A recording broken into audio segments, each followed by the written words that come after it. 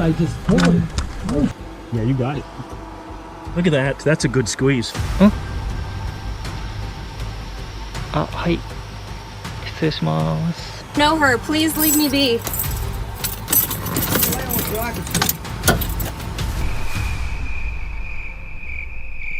You hear that? Hola. ¿Necesitas ayuda?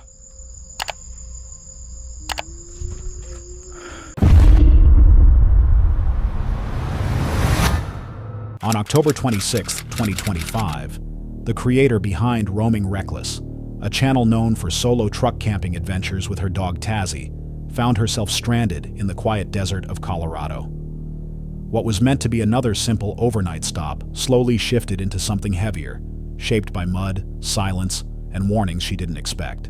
And before long, the desert felt different, like it was watching back.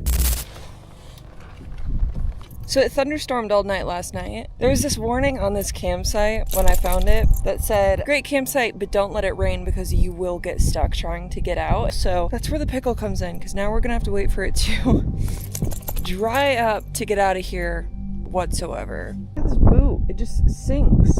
I drove out to the desert to camp for a few nights. Unfortunately, I forgot to check the weather app before getting to camp because I never check the weather app, and also it never rains over here. But as you can see, just my luck, not only did it rain and strand me out here, I'm about to find out that we're in for a record-breaking storm. While I was eating breakfast, minding my business, I got a severe weather alert on my phone that we were officially in a flood watch. Now, the reason that's so concerning is because we're in the desert, where flash floods can happen quickly and be extremely dangerous and unforgiving. We were entering into record-breaking weather. Not only the biggest storm this area has had since 1941, but also I saw this online. Grand Junction had its wettest day in over 50 years with 1.35 inches of rain. That also tied its 7th wettest day ever recorded. While that situation in itself isn't super scary, the reason this is so bad is because of the type of ground that we are on. It's just a type of clay that you cannot drive on whatsoever. It's the equivalent of driving on grease. No matter who you are or what type of rig you have to wait for the ground to dry out to get anywhere or do anything. Heavy rain, heavy thunderstorms, and people that have camped at this site before said that the dry creek will flood and it washes away the road, or at least it has with people before. I didn't want to risk it, but obviously I'll keep an eye on it, because if water levels start rising, we're just gonna have to get out of here and deal with it the best that we can. There's already water down there, which it was completely dry yesterday. I'm basically just gonna try to leave Tazzy outside of the truck for as long as possible, since we're gonna be trapped inside the truck tonight with heavy rain and thunderstorms. So the rain is picking up for sure. Just monitoring all the water levels. We'll just off-road through the vegetation. This is all water coming in from the windows.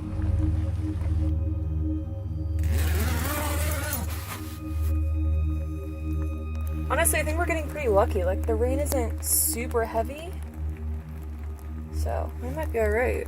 You gotta love being stuck in the truck during rainstorms. You know what I'm saying, you guys? I spent a couple of hours being productive. After a while, I finally found a break in the rain to take Tazzy outside one last time before bed. However, when I ran over to check on the dry creek, I heard something sloshing in the water, only to look up and see a pair of eyes reflected directly back into my headlamp. Freaked me out. I ran back to the troopy as quick as I could. That was freaky.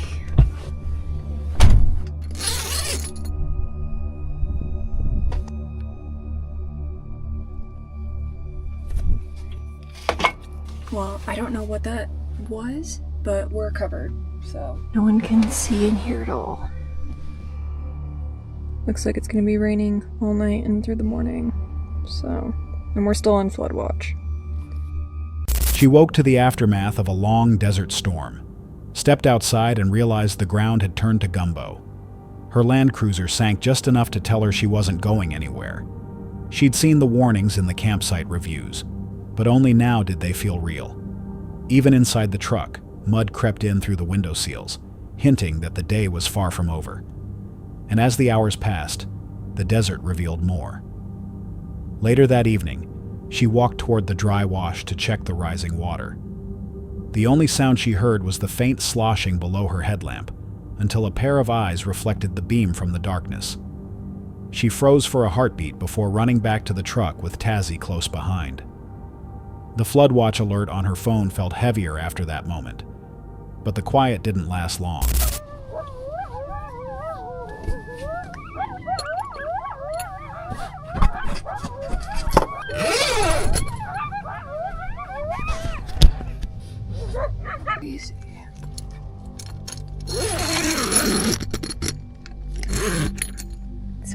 wake you up, Tazzy. Coyotes out there or something.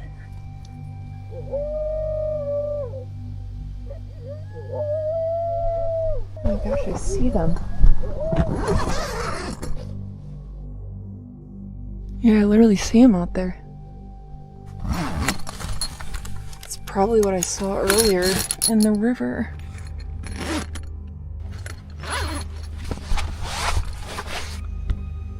Oh wow. Look at the river. It's so much bigger back there. Holy cow. That is crazy. Holy mud.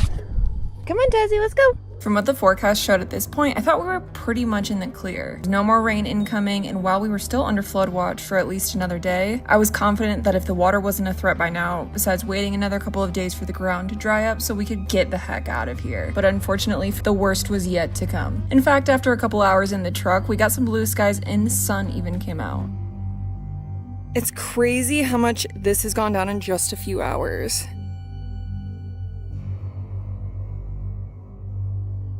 Good for us, because if it keeps up, then we should be able to get out of here by tomorrow. Those reviews online just freaked me out, so I'm like trying to be overly cautious. Well, even though the weather was kind of all over the place, honestly, it was not as bad as it was forecasted, which is good for us. It's definitely a good thing I had a chance to kind of like test all my systems, you know? Anyways, wish me luck that I can sleep well. Hopefully the coyotes don't wake us up in the middle of the night again. I just got woken up by a severe weather alert that says severe thunderstorms coming in with wind gusts, and there's a lot of big hail in severe thunderstorms. It says possible threat to life or property. Gusty winds could knock down tree limbs and blow around unsecured objects. Hail damage possible. Take action within the next hour. Okay.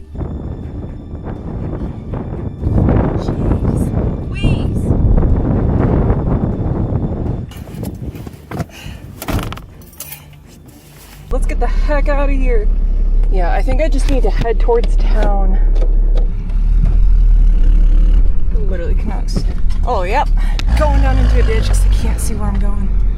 Oh my gosh, you guys see that lightning? It's coming for us. We're literally stuck in this freaking gumbo. I'm not even joking.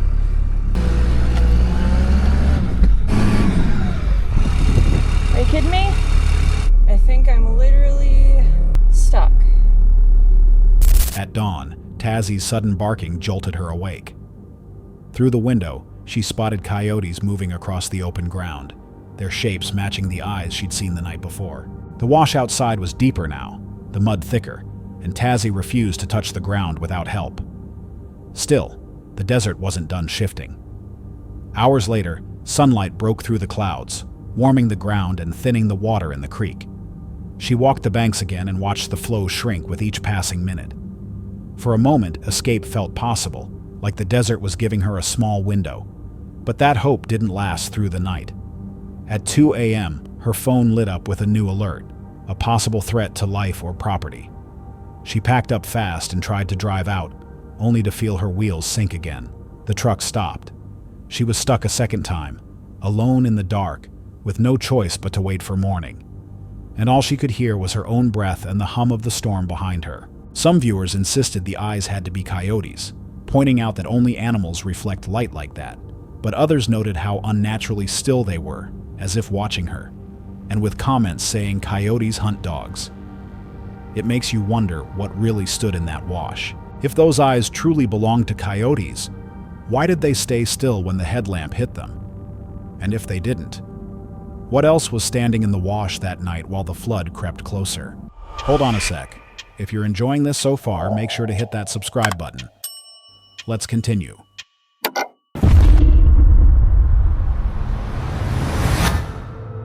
On September 13, 2021, solo traveler Sarah Dungo, known for her gentle van life stories and quiet nights on the road, parked at a Cracker Barrel in Asheville, North Carolina. She expected another peaceful evening. Instead, a single unexpected knock on her van door shifted everything and turned an ordinary stop into a night she would never forget. Essentially, I was coming off a nature high and recharged for the next leg of my journey. My next destination was Asheville, North Carolina. Asheville is a medium-sized city with a pretty artsy vibe. and the first day was great. It has a good selection of restaurants, fun shops, and interesting people about. So the first night in the city, I decided to spend the night at a Cracker Barrel. They're similar to Walmart in that they allow you to spend the night if you're passing through. So I ended up spending the night here. There were some other RVs around, and I had a very peaceful sleep. After that, I decided to stick around the city for one more day and explore a little more. The second day in the city was similar to my first, but the night was completely opposite.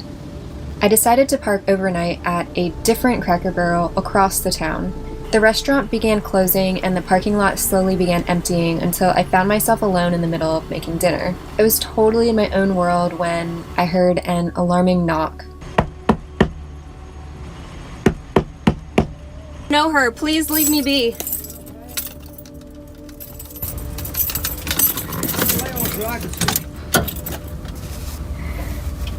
Fuck your camera, man. You're not having to...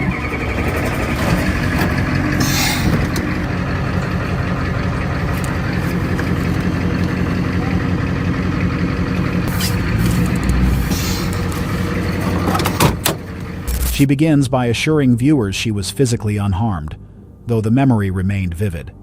The night had started like any other, a long day of travel, a calm parking lot, and the comfort of routine.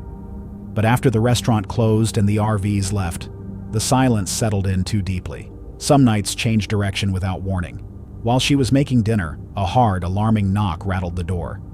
A man, unsteady, confused, and insisting he was looking for someone who worked inside, pressed close, tapping and calling out. Sarah stayed completely silent, turning off every light and holding her breath as he lingered at her van. Fear grows fast when you don't know what someone wants. Oh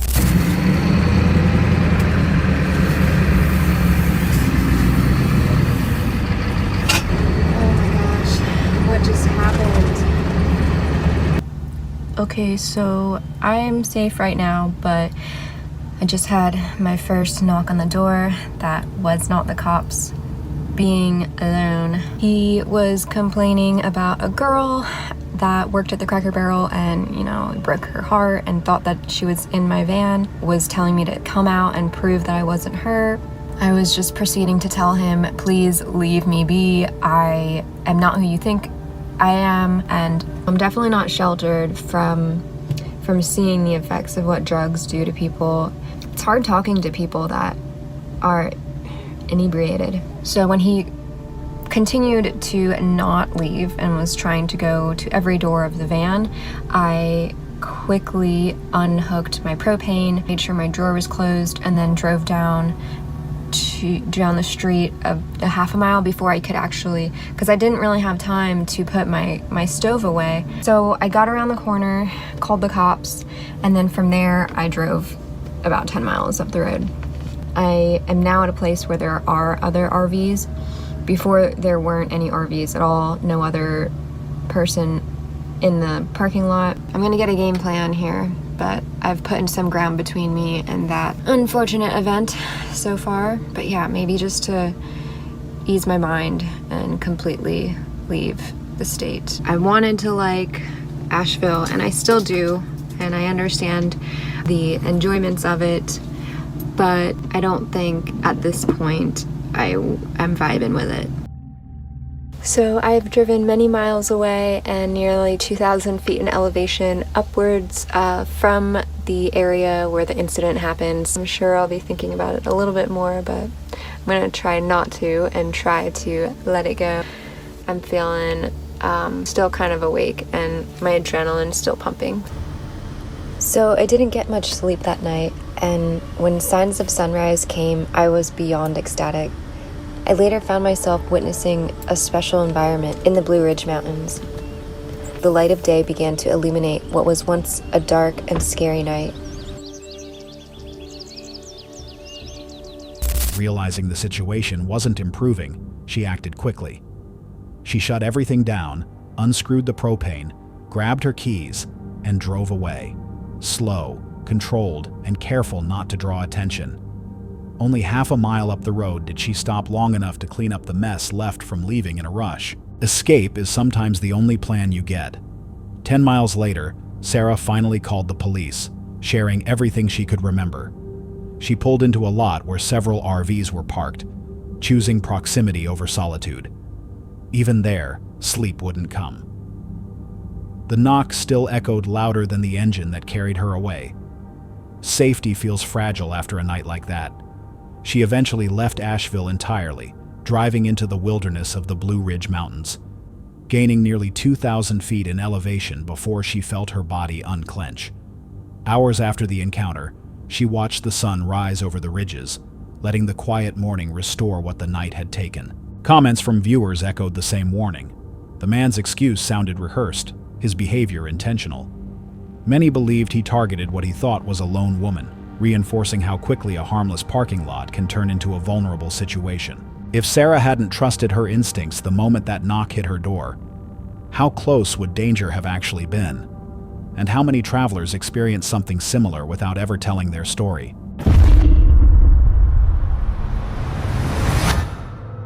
On September 26, 2025, the creator behind Jose Flores' Terror stepped into one of the most talked about forests linked to unexplained cries and recent disappearances. His channel is known for documenting real nighttime explorations in allegedly cursed places. And this time, he entered alone, following a dry footpath that locals warn people to avoid after dark. Está apenas cayendo la noche, me encuentro completamente solo en este lugar. Hay muchas historias en este lugar, hay muchas experiencias paranormales. Las personas dicen que algo habita este bosque, que es bastante común escuchar voces de niños. Y ahorita estoy aquí en la entrada principal de este lugar.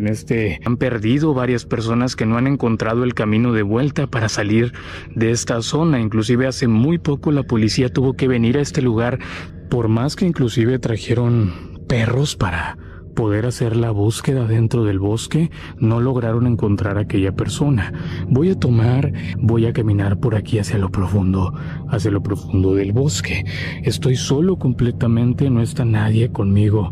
Lo peculiar y lo extraño de este lugar es que las personas comienzan a escuchar gritos que provienen directamente de lo profundo del bosque, a lo cual, como les digo, llaman a la policía para intentar buscar, pero al momento de que vienen a revisar se dan cuenta de que no hay absolutamente nadie. Entonces la gente dice que todas estas voces son las que hacen que las personas se pierdan, porque ingresan en el bosque y comienzan a caminar y caminar sin darse cuenta de que pues ya se perdieron y no logran encontrar el camino de vuelta.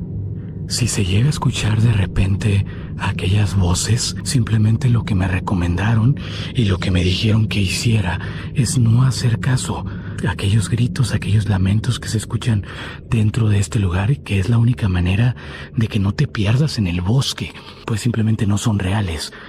Aquí estoy ya avanzando a otra zona. Ok, se acaban de escuchar pasos atrás de mí. De repente como si viniera algo atrás de mí, porque se siente como una presencia atrás. Y pues la verdad, de momento parece ser que solamente se escuchan como pequeños pasos detrás de mí, como si crujieran las ramas de repente, como si anduviera algo caminando cerca de mí, pero no sé si sea algún animal. Pero se escucha grande porque truenan las ramas como fuerte. Entonces acabo de llegar a una zona en donde hay como mucha basura tirada, y aquí estoy viendo más veladoras de la muerte. Pero aquí empieza a ver como, miren, acá hay más veladoras. Esta de aquí es otra, es una veladora. Toda la zona, todo el suelo está lleno de veladoras. Hay algunas prendas de ropa también tiradas en el suelo, mucha basura. Si se alcanza a ver por ahí, miren, déjenme ver si puedo sacarla. Aquí, esa de ahí es una cinta de precaución. Esta cinta de precaución las colocan cuando sucede algo acá, cuando acordonan toda la zona para buscar a alguien o que haya sucedido algo malo acá. Esas cintas de precaución. Se están escuchando voces. Ay. Ay.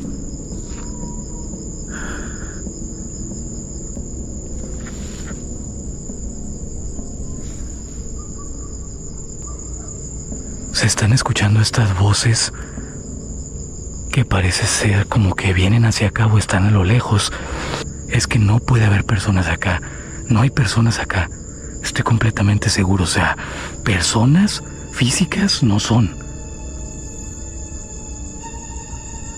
¡Ay! ¡Ay! Otra vez. As he followed the narrow trail deeper inside, the quiet began to shift. He mentioned hearing steps behind him and the sharp break of something in the brush, as if someone, or something, was trying to match his pace. He paused, aware of the presence he believed had been trailing him since the entrance. But the forest would show more than just sound. Further in, he reached a small clearing scattered with objects that should not have been there. Wax remnants, veladoras typically used in rituals, and even a strip of police caution tape hanging loosely nearby. It suggested the area had been investigated before. While examining the site, he reported hearing indistinct voices close to the tree line, unclear yet unmistakable to him. And soon, what he heard would become even harder to ignore.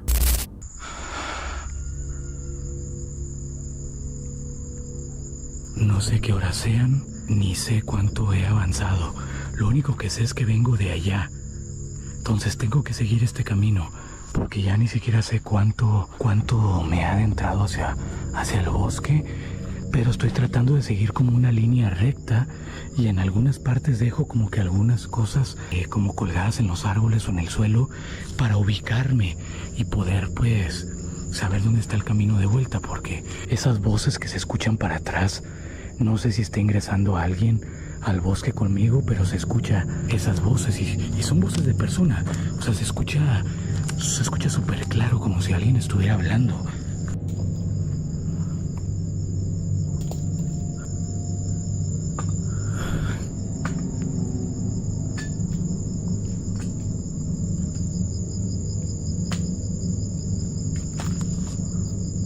¿Hay alguien? ¡Hey! ¡Ay!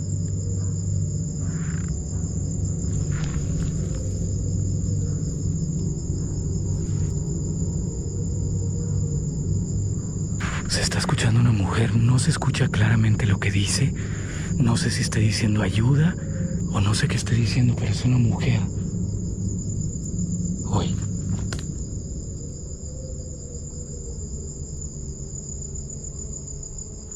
Hola, ¿necesitas ayuda?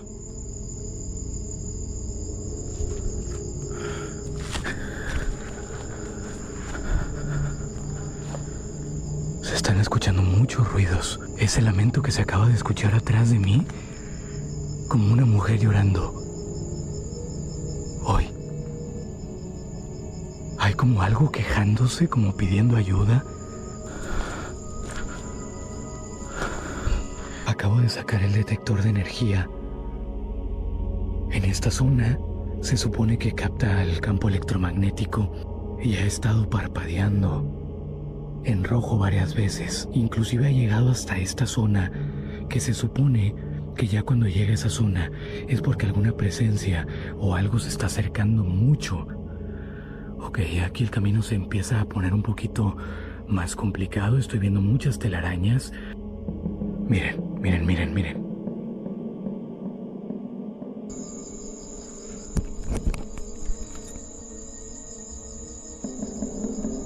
Uy.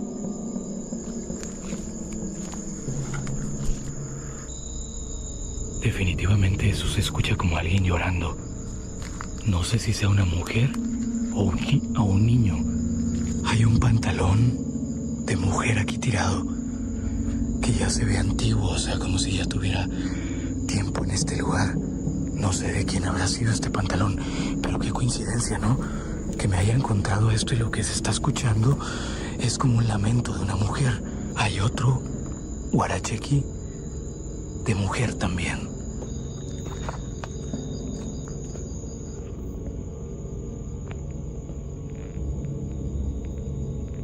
Me acabo de dar cuenta de que estoy confundido con el camino, porque según yo venía por acá, y aquí derecho era el camino, pero ahora resulta que el camino ya no está ahí. Ahora hay otro camino por acá, y yo estaba seguro que el camino era por acá. o si el camino parecía hasta que inclusive se cerró, porque había un camino por ahí. Ahorita pasé por ahí, pero ya no está. ¿Saben qué es lo peor de todo? Es que no hay señal aquí. No hay nada de señal. No funciona la señal aquí adentro. Estoy siguiendo toda esta basura que está acá. Eso quiere decir que esta es la parte del pequeño río que vimos al principio. No sé qué es lo que hay acá. No sé si hay alguien en peligro en el bosque. Yo estoy completamente seguro que esas voces que se escucharon no son de personas. Quiero creer que no son de personas. Nadie va a estar acá. Ya estoy viendo por acá el letrero de salida por el lugar en donde entré. Voy a hacer la llamada a la policía para que vengan a buscar este lugar. Moments later, the sound changed. He described it as the cry of a woman somewhere ahead, louder than anything earlier. Around the same time, his energy meter flashed red repeatedly. As he tried to follow the trail back, he realized he was no longer on the same path. Everything looked unfamiliar.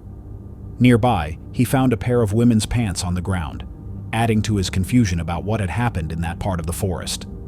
Eventually, he located the exit sign and left the area before calling authorities, who later confirmed they had received multiple reports about unexplained cries in that same forest. Several viewers claimed they heard the same woman's cry he mentioned, while others noted the ritual items and police tape as signs of previous incidents. Some questioned whether someone else had been inside the forest with him, unseen by the camera but close enough to follow.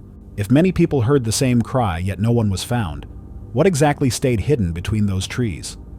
And if the path changed behind him, was he lost? Or was something guiding him somewhere he wasn't meant to reach? On September 13th, 2025, the team from Paranormal Discovery, known for exploring wilderness mysteries, traveled deep into Harrison Hot Springs, the Bigfoot capital of Canada. Luke and Angelo came to document what locals believed was more than legend. But as daylight faded behind the Rockies, the quiet settling over their mountain camp felt unusually expectant, as if the forest itself were holding its breath. Earlier that afternoon, Luke sent a drone over the steep ridges surrounding the lake. Got an idea. I think what we're gonna do right now is get the drones in the air, check our aerial surroundings, see what's going on here, see if we can spot anything, and just kind of see what we're working with. As we all know, this is a hot spot, like the best hot spot in Canada for Bigfoot sightings, Bigfoot activity, whatever, Bigfoot reports. It's crazy out here. And I do have to say, when you do come into this set of wildlands, it's crazy energy. It's different out here. It's like all the stuff that we've been hunting for in the east, in Ontario, New Brunswick, Quebec, whatever. It's like this is like the final boss, almost. No. I will tell you, me and my sister hung out here, our truck broke down one day. Okay. And we definitely had that kind of an experience where a huge rock hit the center of the road, everything in the forest went dead quiet, and then nothing moved. No way. Yeah. What do you guys shoot? Oh, we do YouTube, so we're camping out for the night. Awesome. Yeah. I hope you see something. What's your channel so I can follow it? Paranormal Discovery. You got it. Yeah. And exploring with about something. We definitely had an experience. Just like in this area, Yeah. my sister's truck broke down. Oh, okay. Didn't hang out for a bit, and I was telling Right. him a huge rock landed in the middle of the road. Oh, damn. Everything went dead quiet, Yeah. and then nothing moved for like 10 minutes. Yeah. Nothing, no, and there's always birds, always creatures, but Yeah. seriously, like Like the everything just went deadest still. quiet I've Yeah. ever We heard. actually, Wow. me and my girlfriend, we had the same thing happen here. There's a spot up here that you can turn into, just kind of pull off. Yeah. Of course, as soon as we stopped recording, grabbing a couple things from the car, and all of a sudden we heard this weird, like, yelpy kind of moan thing. I'm like, that doesn't sound like no deer or wolf or Nah. anything. That was different. So I don't know. We're kind of hoping for the same thing to happen again, but interesting experience though. Hey, yeah, well, you're in the right zone, I'll tell you Yeah, that much. So for I'm just sure. gonna write down your channel. Sure. Paranormal. Well, I hope you guys. Well, I do and I don't. Hope you see something, discover something. Yeah. Because Well, if you hear about 2 missing people in Harrison Hot Springs. Yeah, that's us. That's us. my partner's always saying, even if you see one, would anybody believe you? So is Right. it worth seeing? Well, that's Yeah. But we're always looking for, and in Yeah. town, if you look up the cliffside, there's a bunch of caves and stuff. Okay. Oh, And cool. I'm going to encourage you when you hear something to up, because Yeah. my guess is they're in the trees, not on the ground. Probably, Gotcha, yeah. okay. Cool. But stay safe and wish Thank you the you. best of luck. Yep. Thank you. You take care. Yeah, you too. Locals had warned them about sudden silence before strange events, and even told stories of large rocks appearing on remote roads with no explanation. Luke remembered hearing an eerie call in this same region the previous year, one he still couldn't identify. Even now, that memory lingered like a quiet warning. These burgers are so damn good. What the was that, bro? Dude, what the hell? What was that? What was that? That literally sounded like it was from up there. Oh my good lord, bro. Turn your camera on. Right? Oh! Damn, dude! Oh! That's happening again. What the hell is that? It literally came from up there. The road goes up there, yeah? Yeah. Yeah, right there. Oh, God. Oh! Is that right? What the heck, man? I have no idea. That is like not a normal animal call. I'm telling you. We heard something that way, now we hear it this way. Let's see if we hear it again. Weird AF. That is not Gerbert, bro. Whatever that is not That is Gerbert. not a Gerber, man. No. I hear a car, but I don't see a I car. hear it too. Oh, it's coming down the road, yeah. Oh, okay. Would you like a burger, Mr. Sasquatch? Or whatever is out there? The mosquitoes are getting bad. Come on down, Sasquatch. You want to be the next contestant on The Price is Right? Woo! Woo! See if we catch it later, I guess. Again. I Dude, really just wanna see that if it's something. came from absolutely that way. Right, yeah. Like, it literally sounded like it resonated from like, the top of the hill there. You guys grabbing a hatchet. If a Sasquatch shows up, what are you going to do with a hatchet? I'm gonna tomahawk the crap out of him, man. No, man, we want him to chill with us. I mean, if they're chill, then yeah, but if they're charging like a bear. That was definitely not a bear, though.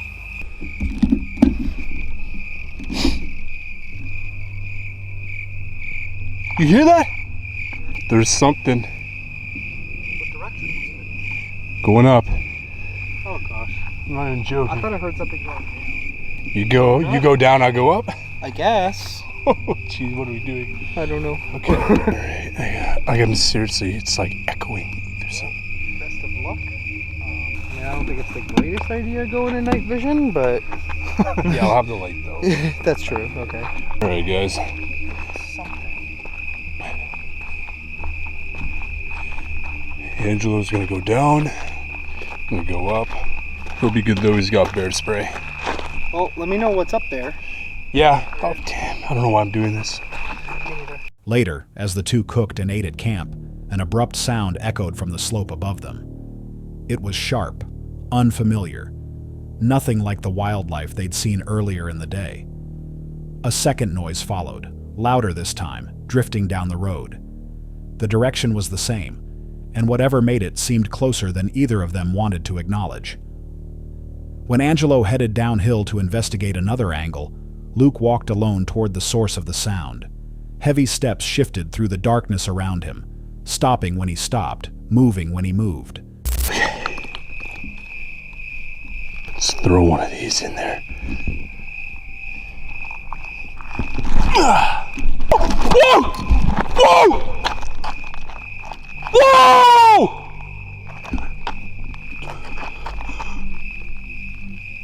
Jesus, bro, there's one right there. I think I just hit one.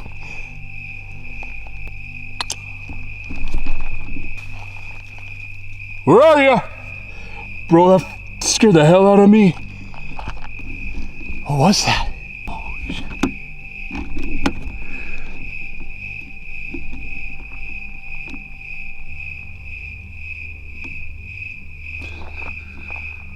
Hello? Whatever it is, it's in, like, ahead of me right now. Okay, let's rationalize right now. What I could have hit was a fox. What kind of fox does that? I could have hit a wolf. Could have hit mostly a fox and I hit a vulture. Are there any vultures out here? I'm not even joking right now. Go down, go down, go down, go down, go down, go down.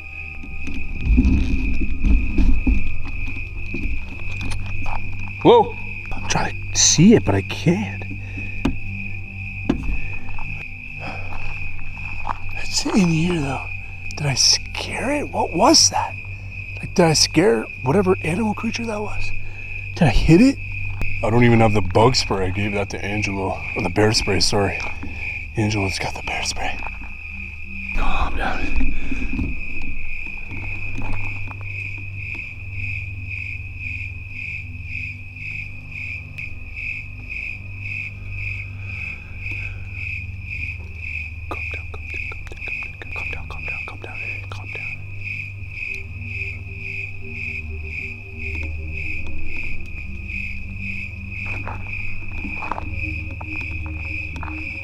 Here's something.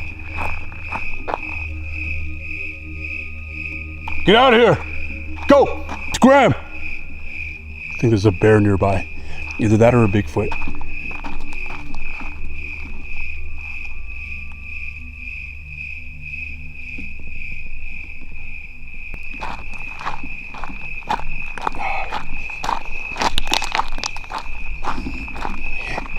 gonna start making my way back. I gotta reload a battery. 1 second. So, that was something. I still hear it. Something pushed through the brush with weight and intention, close enough for him to call out, but never close enough to see. The tension in his voice showed how deeply the silence unnerved him. Back at camp, Angelo reported hearing footsteps of his own and faint movement in the trees nearby. Moments later, they realized objects on their table were no longer where they'd placed them. Nothing was taken, yet nothing felt undisturbed. Whatever had been circling the slope now felt uncomfortably near. As the two settled in for the night, a sudden impact slammed into their gear. A heavy rock thrown with clear force. Reviewing their recording confirmed the sound, sharp and unmistakable. When Luke picked up the stone, he noted a strong odor, something he had only heard described in regional accounts. Neither of them slept after that. Some viewers pointed out that the strange vocals, the rock throw, and even the smell-matched stories passed down by First Nations families. Others claimed there were glimpses of eyeshine and shifting shapes on higher ground. If more than one presence was watching them, what exactly moved through the Rockies that night? On January 16, 2022, deep inside an unnamed lava-formed cave system, the Caveman Hikes team returned for another mapping mission. Their channel thrives on crawling through brutal squeezes and entering places most people swear they never would. This time, Caveman, Gary, Calvin, and Arlen faced a cave so tight that even breathing demanded negotiation. From the first crawl, the rock made it clear it wasn't giving anything for free. At the entrance, Caveman had to chip away protruding stone just to slide inside. The opening squeeze felt more like a stone clamp than a passage, and his warning carried weight. Only trained cavers belonged here. It was mapping day, and the cave didn't care who entered it. Still, the narrow darkness ahead carried an even sharper edge. Now let's get Gary through there.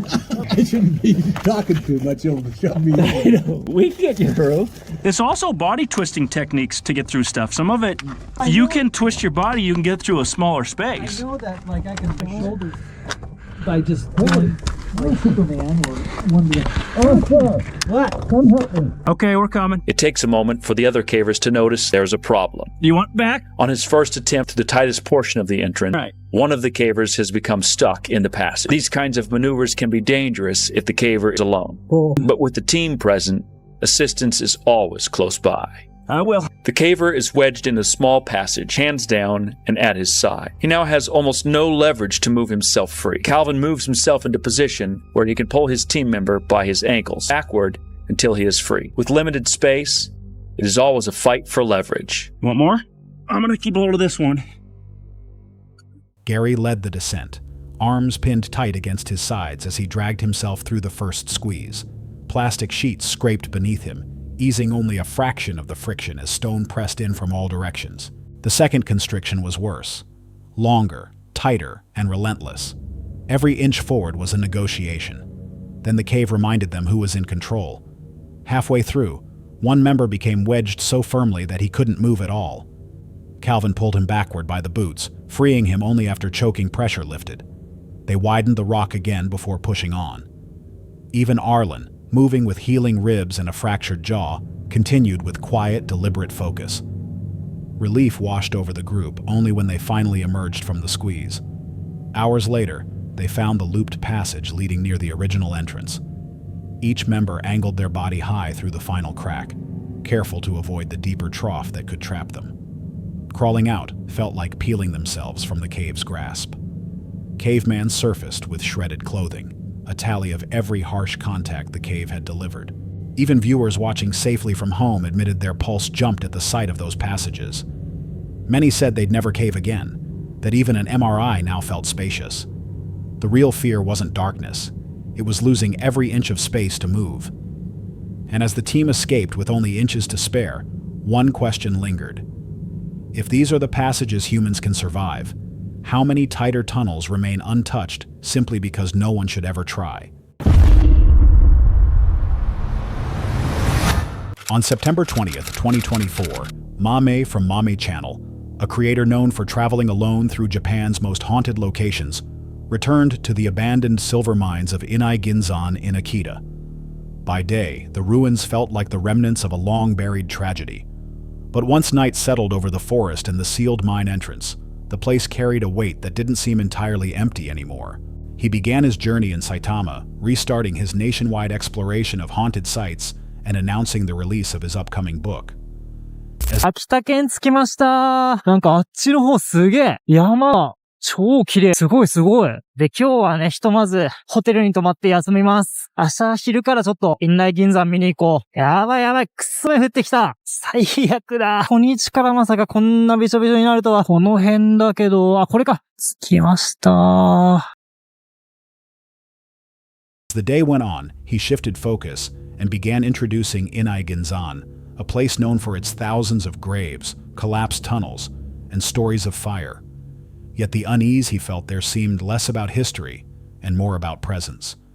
But the deeper he went, the heavier that presence became.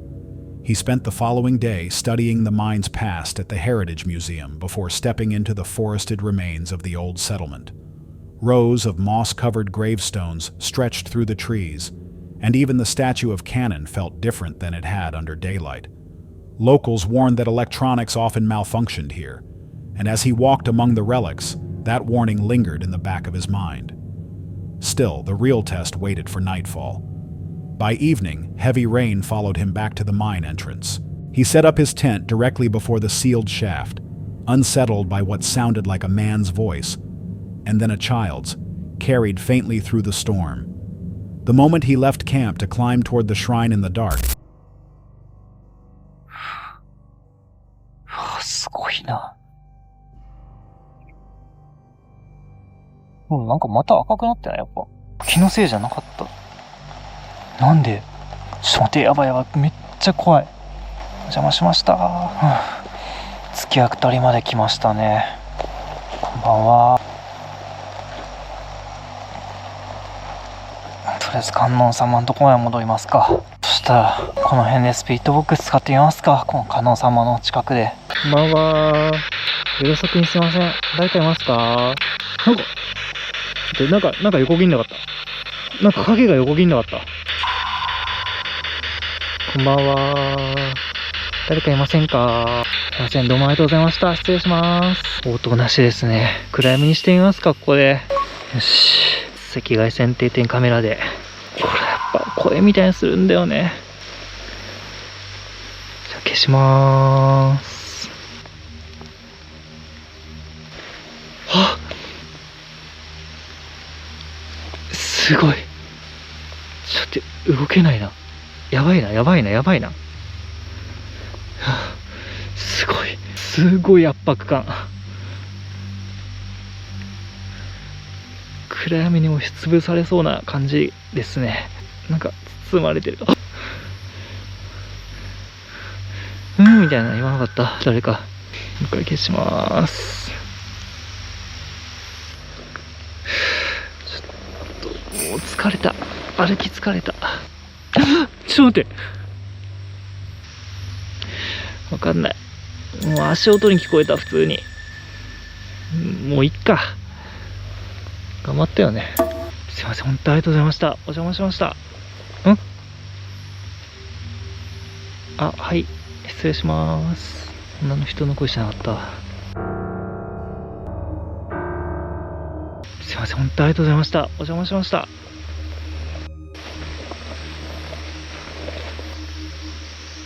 ほら、普通に人が喋ってる感じしますね。よし。そしたら、戻りましょう、テントまで。そういえば雨やみましたね。めっちゃ嬉しい。戻ってきました。よし。テント戻ろう。こんばんは。戻ってきました。マジでここに寝るのか。Dark. A sense of being watched shadowed every step, and something seemed to follow him back down the slope. At the cannon statue, his camera briefly lost audio, and later the infrared lens shifted to strange hues as he walked through the cemetery. More than once, he heard what resembled people talking despite the mountain being empty at that hour. When he finally returned to his tent, the sudden disappearance of his back pain felt just as unnatural as everything else. But the night still had one more disturbance waiting. He let the infrared camera run as he tried to rest. Footsteps circled outside the tent. なんか、こっちが行動なんですけど。なんかすっごい気配する。雨降ってきましたね。最悪や。すごい雨音。ということで、寝る準備ができたので、寝ます。寝れるか、これ。でも、超眠い。音みたいにしなかった。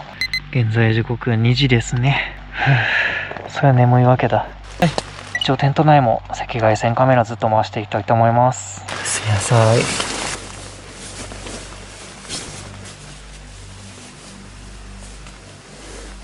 音が話し声みたいに聞こえる。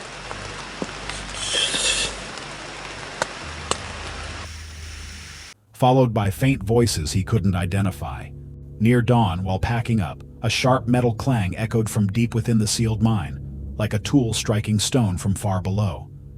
He froze, realizing it came from a tunnel no one had entered in decades. The sound stayed with him long after he rode away.